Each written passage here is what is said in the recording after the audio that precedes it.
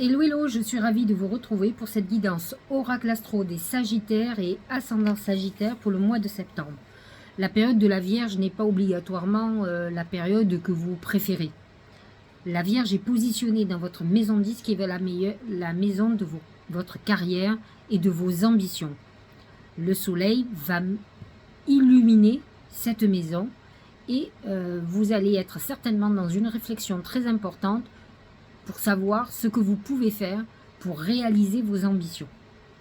Attention à Mercure rétrograde, en tout cas jusqu'au 16 septembre, qui peut mettre un peu des bâtons dans les roues sur vos projets.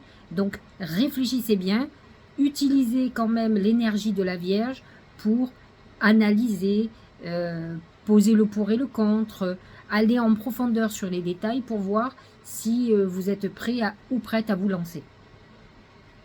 Alors ce qui va être intéressant, c'est les planètes en balance, qui est un signe ami pour vous. Mars est déjà dans le signe de la balance à partir déjà du 1er septembre. Et tout le mois de septembre, il sera entre 2 degrés et 21 degrés. Et donc, vous allez ressentir particulièrement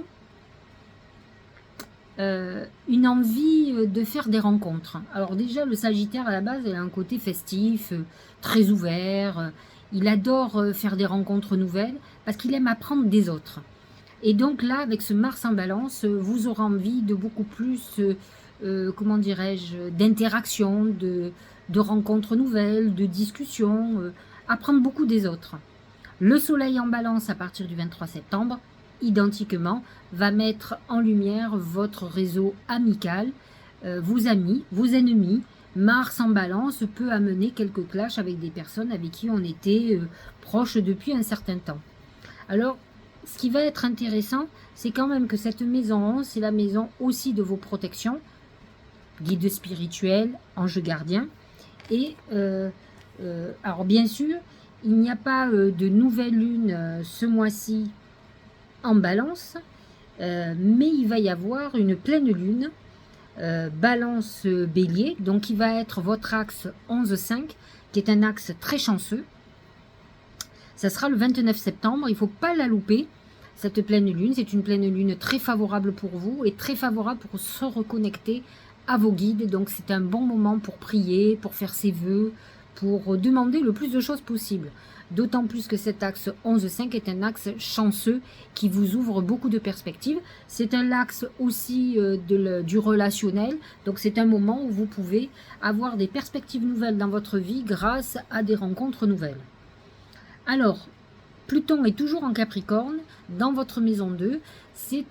Alors, il est en train de finir sa course, hein, il va le finir, je crois, il va jusqu'en janvier ou février 2024, et ensuite il passera en Verseau, qui sera un signe ami pour vous. Mais c'est vrai que là, pour le moment, Pluton est positionné dans votre maison du patrimoine. Vous pourriez être amené à transformer votre patrimoine, à vendre, à acheter quelque chose de nouveau, à retaper, à faire un héritage. On est dans cette phase où tout est en train de se modifier. Ça va toucher particulièrement les derniers décans. Derniers décans du Sagittaire, de l'ascendant Sagittaire, ceux qui sont entre 27 et 28 degrés. Il y a des transformations profondes, il y a une vision différente de tout ce qui est financier. En tout cas, on est dans les comptes, on tente sa finance, on fait des projets, on réfléchit aux achats, aux ventes, aux donations, au partage, enfin, on est là-dedans. Le poisson est positionné dans votre maison 4, il touche le côté familial, la famille, le foyer. Saturne met en épreuve quand même sur peut-être des choses cachées, des trahisons. Neptune est déjà dans cette position, il y est depuis un moment, et il a pu amener des révélations de trahison, de choses pas très claires et pas très sympathiques. Le nœud lunaire, lui, est en bélier, positionné dans votre maison 5, qui est la maison de l'amour pour vous, de la chance, de vos enfants. Il peut y avoir une situation particulière avec quelqu'un, une rencontre par exemple, une relation karmique. Et ça peut être aussi bien avec vos histoires amoureuses qu'avec un enfant. Vous pouvez avoir un lien particulier avec un enfant ou une personne qui est comme votre enfant et qui peut vous faire comprendre que peut-être vous êtes connu dans une autre vie. Un lien spécial. À vous de voir quels sont les attachements que vous pourriez avoir. Ce n'est pas négatif, vous êtes complètement en harmonie avec le bélier. Alors, vous le savez, c'est l'année du taureau, donc Jupiter est positionné dans votre maison 6, c'est la maison de la santé. Alors, il est bien évident qu'avec Jupiter en taureau qui représente l'abondance, mais l'abondance alors financière, les biens immobiliers, les achats, les réflexions là-dedans, ce qui peut complètement vous concerner. Mais il faut faire attention parce que Jupiter a tendance à beaucoup manger. C'est un épicurien, comme le Sagittaire. Et donc, vous pouvez être dans une période où il faut que vous fassiez attention à vos excès. Excès alimentaires, excès d'alcool, enfin tout ce qui est pour vous jouissif ou vous éclatez. Donc, attention, attention, je serai vous. Vous avez une année entière jusqu'à l'année prochaine au mois de mai à faire très attention. D'autant plus que l'année prochaine, ensuite, Jupiter passe en Gémeaux. C'est votre signe complémentaire, donc ça va être des périodes très importantes, peut-être sur des associations, des choses comme ça.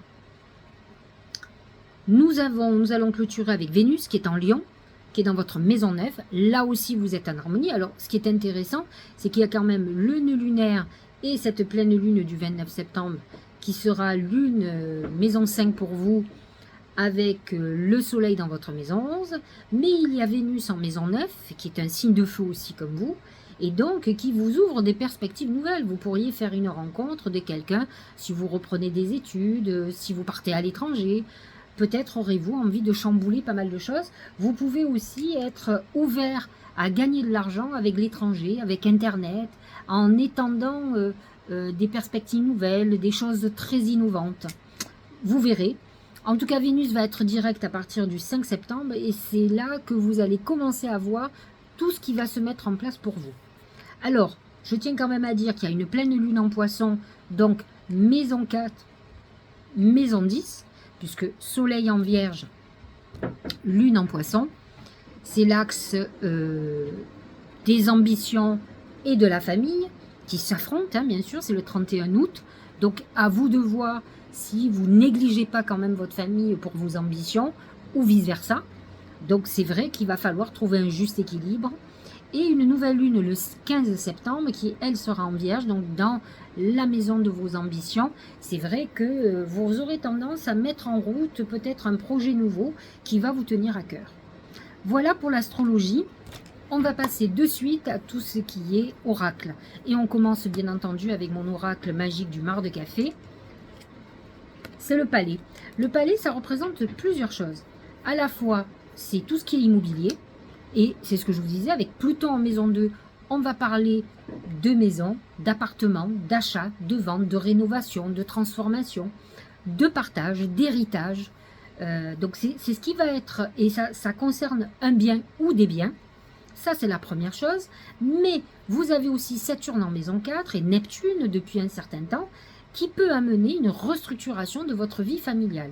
Vous pouvez avoir des projets très importants qui sont liés à la famille, donc vous êtes dans cette phase de réflexion sur peut-être un regroupement familial, par exemple, une réorganisation d'un bien pour être en famille. Donc voilà ce qui concerne les Sagittaires, les ascendants Sagittaires, mais nous y reviendrons. Au niveau professionnel et financier, c'est la bougie. La bougie, c'est la prière, l'espoir, vos ambitions. On est complètement, je vous l'ai dit, la Vierge est dans votre maison 10, c'est la maison de vos ambitions. Et c'est vrai que cette prière, on est dans une période où on va demander beaucoup, mais ça peut être aussi un moment où on va commencer à récolter tout ce qu'on a mis en place par rapport à nos ambitions, par rapport à notre volonté de travail. Il ne faut pas oublier aussi que Jupiter est en taureau, mais dans la maison 6. Alors je vous ai dit que c'était la maison de la santé, mais c'est aussi la maison du travail quotidien. Alors, toutes les tâches quotidiennes, hein, ménage, si vous allez faire du sport, enfin toutes vos routines habituelles, mais c'est aussi la routine quotidienne d'aller travailler. Donc c'est votre travail quotidien. Donc c'est vrai que Jupiter en taureau vous ouvre des perspectives très intéressantes. Il est très chanceux ce Jupiter en taureau. Il amène à la fois tout ce qui est bien immobilier, tout ce qui est accroissement financier, il amène une sécurité financière et dans tous les cas, vous allez certainement réorganiser votre vie professionnelle pour qu'elle soit beaucoup plus fructueuse. Vous savez, c'est ça j'élimine parce que ça me prend beaucoup de temps et ça ne me rapporte rien. Et ça, je vais faire parce que c'est beaucoup plus rentable pour moi. Donc, vous allez être beaucoup plus dans ce truc-là. Non pas parce que vous allez être beaucoup plus vénal que d'habitude ou vous l'avez peut-être jamais été, mais plutôt parce que vous allez avoir une vision d'avenir, peut-être parce que vous êtes fatigué, vous allez vouloir réorganiser pour plus d'efficacité. Le Sagittaire fait souvent plus par passion que plus par efficacité. Croyez-moi, c'est mon problème, je suis ascendant Sagittaire, j'ai la lune en Sagittaire aussi, donc je fais beaucoup plus les choses parce que je les aime que parce qu'elles me rapportent. Et je fais énormément de choses dans ma vie qui ne me rapportent rien et qui me prennent énormément de temps, croyez-moi. Donc, je fais plus pour les autres que pour moi. Donc, je comprends complètement ça, mais à un moment donné, on ne peut pas se décupler et on ne peut pas perdre du temps toujours pour faire plaisir aux autres ou parce qu'on est trop sérieux ou parce qu'on ne veut pas lâcher. Et en fait, faire des choix, c'est parfois très important, crucial. Et comme je vous l'ai dit, la maison 6, c'est la maison de la santé. Et il va falloir que vous surveillez votre santé, à ne pas avoir des choses trop lourdes sur vos épaules, des obligations qui vous fatiguent et qui font qu'il faut à un moment donné que vous preniez des décisions pour vous alléger. Au niveau de l'amour, c'est l'écureuil. Épargne et prévoyance. Alors, c'est pas très sympathique l'écureuil, non pas qu'il soit pas gentil et mignon, c'est que la plupart du temps, quand on fait une rencontre et que c'est un écureuil, puisque l'écureuil représente un être vivant, hein, donc c'est un homme ou une femme, selon votre sexe et vos tendances, vos goûts sentimentaux, sont des gens qui sont radins, économes. Et en amour, c'est triste quand on est économe et qu'on est radin. Donc vous pouvez être dans une période où vous soyez en frustration amoureuse. Soit parce que vous avez affaire à quelqu'un qui ne vous donne pas assez, qui ne s'occupe pas assez de vous, qui ne soit pas assez prévoyant ou prévoyante, qui ne soit pas, comment dirais-je, attentionné. Ou vous venez de rencontrer quelqu'un et vous allez vous rendre très vite compte que cette personne est très proche de ses sous et peut amener à profiter de vous. Donc, c'est pas la période idéale pour l'amour, malgré que le nœud karmique soit dans votre maison 5, mais c'est un moment où il va falloir peut-être réfléchir à ce que vous avez envie. Le Sagittaire étant très généreux, peut-être même dépensier dans la globalité, vous pouvez vous sentir frustré et la frustration, c'est jamais bon. Donc réfléchissez à ce que vraiment vous voulez dans votre vie amoureuse. Faites attention aux gens que vous rencontrez et n'hésitez pas, si vous êtes en couple avec quelqu'un qui en ce moment ne fait pas beaucoup attention à vous, n'est pas très prévoyant, n'hésitez pas à dire les choses, c'est important de parler, plutôt de garder sur soi et un jour ou l'autre d'éclater. C'est dommage, ou alors que la personne n'est pas importante pour vous. Santé, c'est la bouche. Alors la bouche, c'est plusieurs choses. C'est d'abord les secrets qui sont dits, mais si on regarde tout ce qui est médical, c'est tout ce qui passe par la bouche. Alors, la nourriture, donc je vous l'ai dit tout à l'heure, attention, attention avec Jupiter en taureau, c'est tout ce qui est respiratoire, quand même.